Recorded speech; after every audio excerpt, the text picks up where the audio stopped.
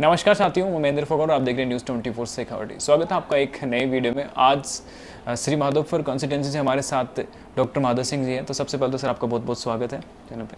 धन्यवाद, आपका भी स्वागत है जी। आप डॉक्टरी की फील्ड से राजनीति की तरफ आप रुख कर रहे हैं।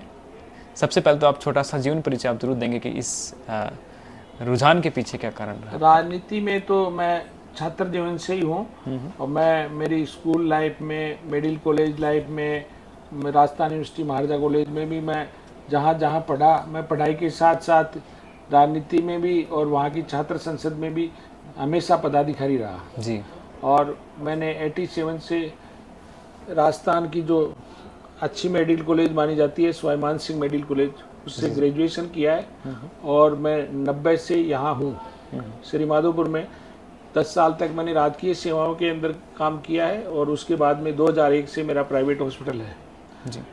और इतने 36-37 साल के मेरे कैरियर के अंदर मैंने मेडिकल से संबंधित बहुत सारे काम कर लिए।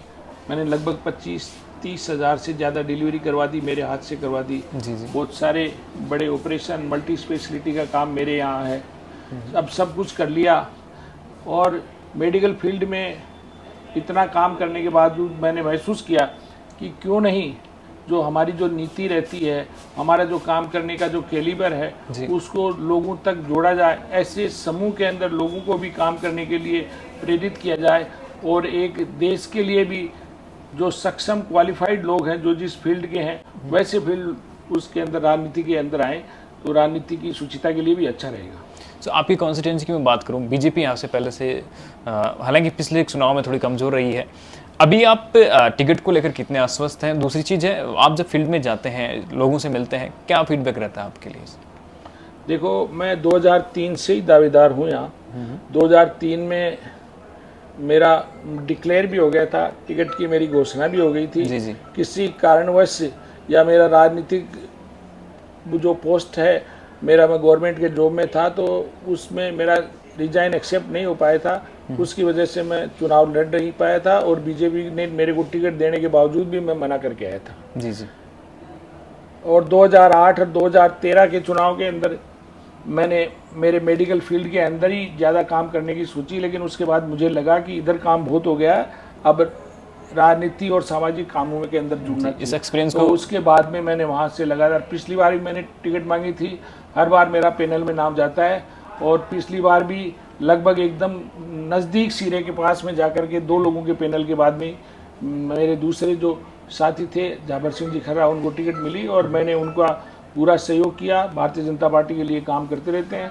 भारतीय जनता पार्टी ने सदा से ही मतलब मेरे काम को देखते हुए मेरे को हमेशा आगे बढ़ाया। इस वक्त मैं राजस्थान का प्रदेश का चिकित्सा प्रकोष्ठ है भारतीय जनता पार्टी का, उसका प्रदेश का संयोजक हूँ। जी जी।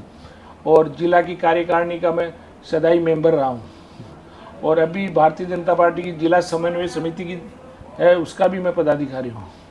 इसके अलावा राम मंदिर का काम हो, मैं चाहे और कोई काम हो, विश्व हिंदू परिषद जो जिला बना है श्री माधोपुर पहली दफ़ा, उसका मैं 2 साल तक अध्यक्ष भी रह चुका हूँ। सबसे पहला फाउंडर अध्यक्ष मैं ही था।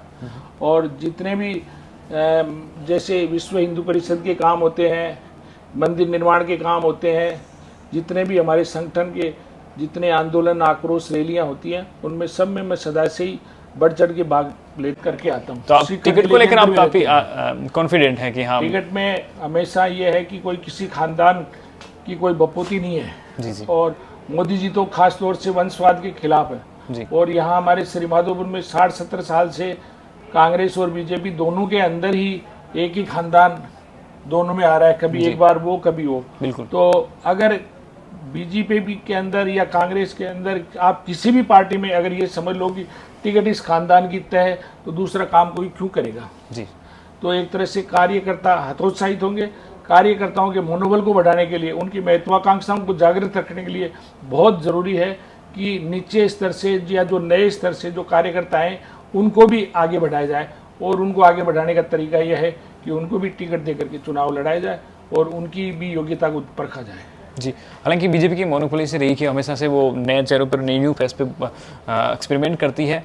और सर, आपको अगर जनता यहाँ की मौका देती है तो आप कौन से कामों को ऐसे अपनी कॉन्स्टिट्यूएंसी के अंदर श्री माधोपुर में आप देखते हैं कि ये बहुत ज़रूरी काम थे जिनको अभी तक नहीं किया गया?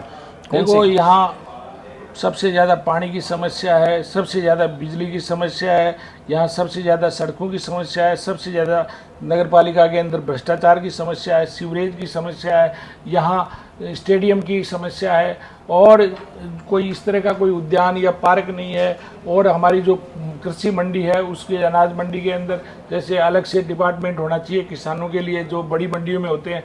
ये जो एशिया की प्रसिद्ध मंडियों में से रही हुई है मूंगफली, उसके बावजूद भी यहाँ इतनी फैसिलिटी नहीं है।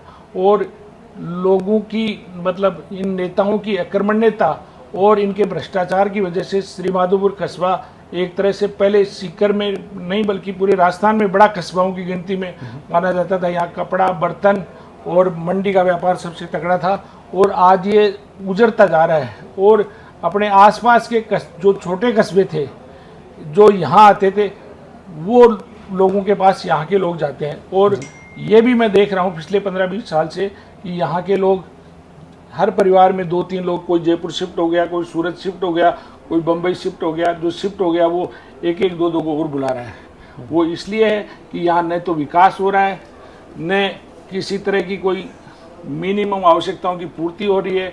और हॉस्पिटल और कॉलेज जैसी जो चीज़ें हैं वो तो यहाँ उनकी सुविधाएं तो नगण्य है।